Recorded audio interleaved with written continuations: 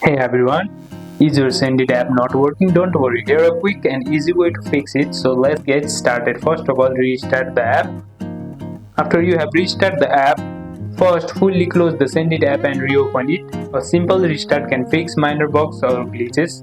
First of all, our second step is to check the internet. As you can see, you have your internet fixed and your internet is working properly. Now, step 3 is to update the app. Log in, open your App Store or Play Store, see your app is up to date or not. Keeping the app updated fixes known bugs. In Android, you can simply click here and clear the cache. After going on store, you can simply clear the cache.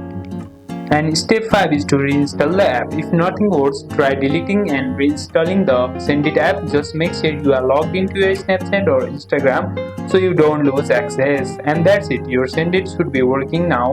If this helps, hit like, subscribe and drop a comment if you need more app fixes. And I'll see you in the next one.